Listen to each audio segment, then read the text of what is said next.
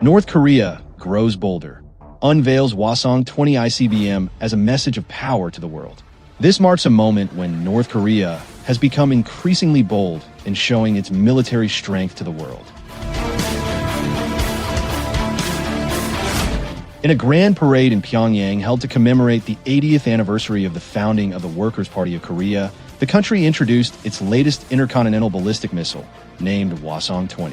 This parade was not merely a military display, but also a clear political message that North Korea intends to assert it has achieved strategic nuclear weapon capabilities that rival major world powers.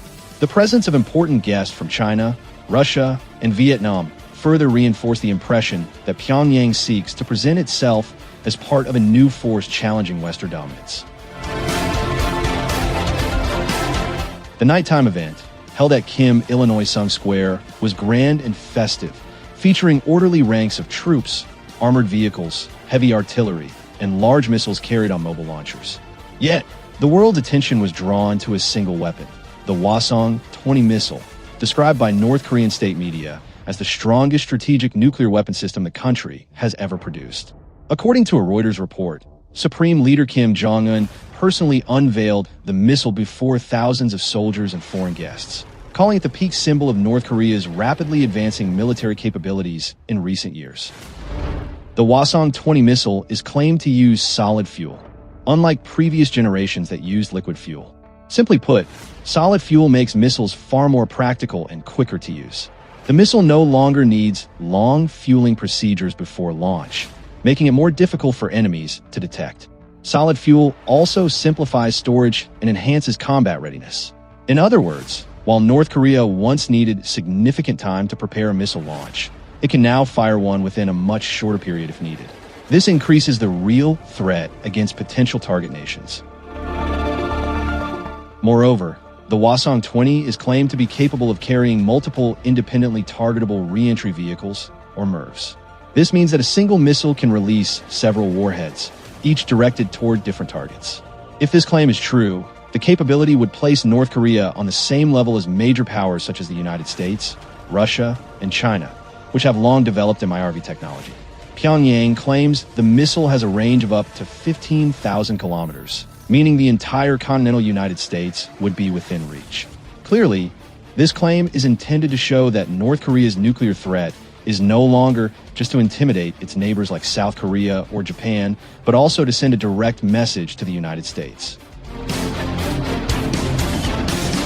However, analysts and international weapons experts remain highly skeptical of such claims.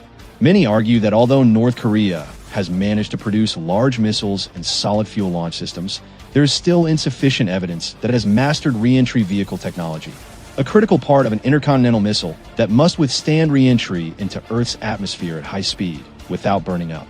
Additionally, the accuracy of North Korea's missile guidance systems remains undisclosed. Even though Pyongyang often claims successful tests, observers note that most launches have been conducted along unrealistic trajectories that do not demonstrate true long-range capability.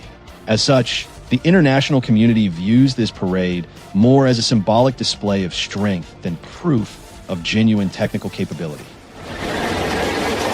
Apart from the Hwasong-20 missile, the parade also showcased several new air defense systems, some of which are suspected to be developed in cooperation with Russia.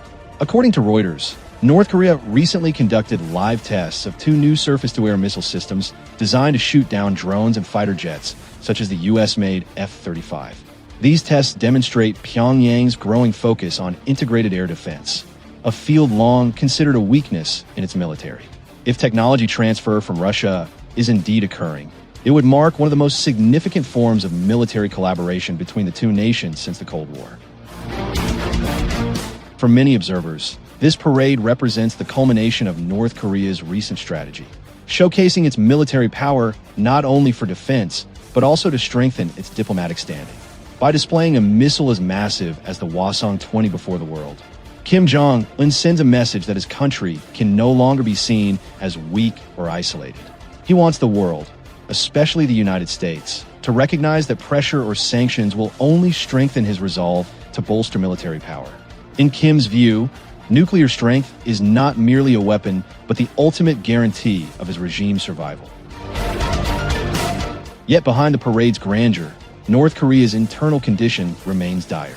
The country continues to face food shortages, energy limitations, and economic isolation under severe international sanctions. Many analysts believe such displays of power also serve to distract the public from daily hardships. By emphasizing military achievements, the Kim regime seeks to foster national pride and reinforce political legitimacy in the eyes of its citizens. In North Korea's closed system, parades like this act as a grand stage to portray their leader as powerful, respected, and honored globally, even if reality may not always reflect that image. The presence of Chinese Representative Li Hongzhong at the parade also highlights China's increasingly complex position. On one hand, China seeks to maintain stability on the Korean peninsula, as rising tensions could directly impact its northeast security. On the other hand, Beijing does not wish to appear as openly supporting North Korea's nuclear program, as that could damage its global image. Therefore, the visit of senior Chinese officials to Pyongyang appears largely symbolic, demonstrating historical brotherhood without direct involvement in Kim Jong-un's military policies. Meanwhile, for Russia, the parade presented a golden opportunity to project that it is not globally isolated.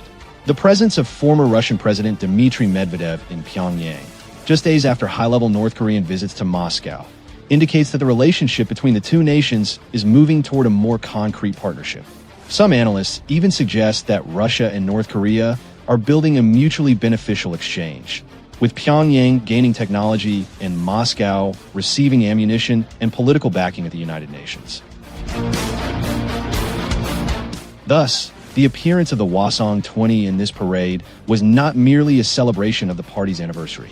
It symbolized the emergence of a new axis of global power, where nations feeling pressure by the West are drawing closer together. Amid the war in Ukraine, rising tensions in the South China Sea, and escalating global political conflicts, the unveiling of North Korea's new missile serves as a sign that the world is drifting further away from the stability once hoped for.